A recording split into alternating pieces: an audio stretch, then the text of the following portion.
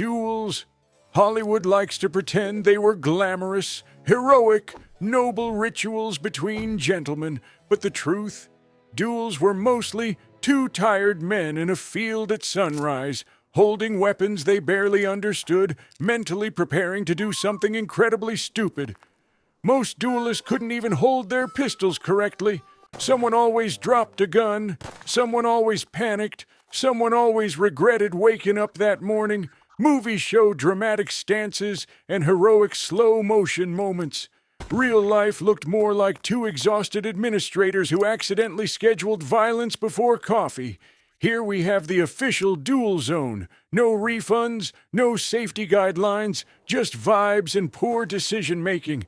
Watch as these men attempt dramatic poses. Instead of intimidating each other, they mostly injure their own self-esteem. Then comes the pacing. 10 paces, a sacred ritual, except nobody ever paced correctly. One guy got to 7-ish, and then someone fires too early, or too late, or at absolutely nothing.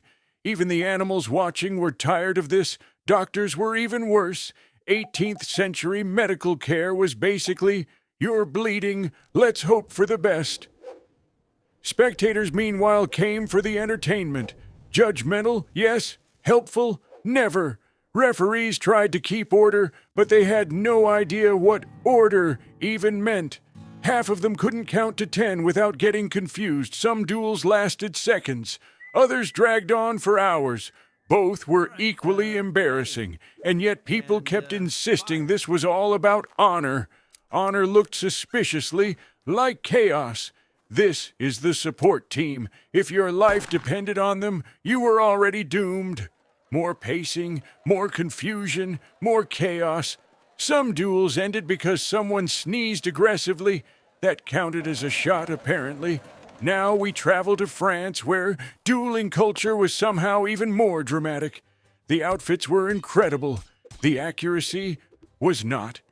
Here we see the French medical response. If you're wondering why survival rates were so low, well, now you know. Across Europe, nobles acted shocked whenever a duel turned deadly.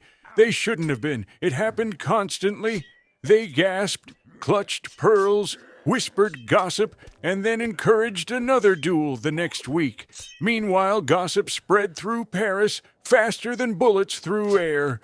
England insisted duels were civilized. They were not. But they tried to look very serious while pretending they had control over the situation. Society claimed to be moving on from dueling, but absolutely nobody moved on. Now we shift to America, the Hamilton versus Burr duel. Here's Aaron Burr walking away after shooting Hamilton.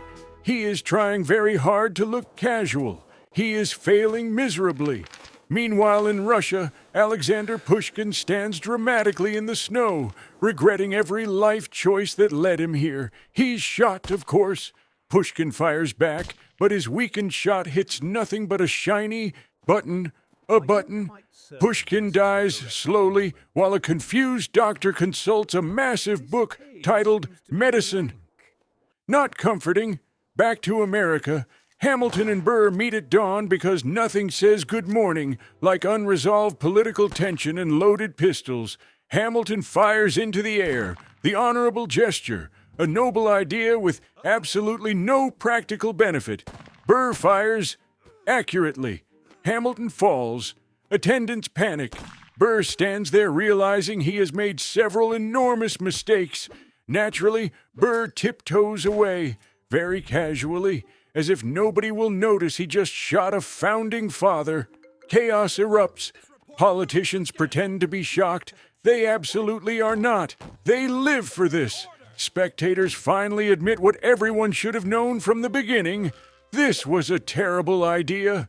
Now back to England, where officers argue at parties so dramatically that duels become unavoidable. Enter Fawcett and Monroe, meeting at Wimbledon Common, not for tea, for bullets. They fire their first shots, they miss completely, like not even close, so naturally, they reload. Because if you fail at something dangerous once, you should always try again.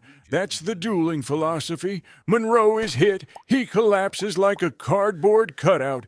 Fawcett instantly regrets everything. He flees the country, sweating heavily, with a sign behind him declaring, "Wanted for being very bad at duels."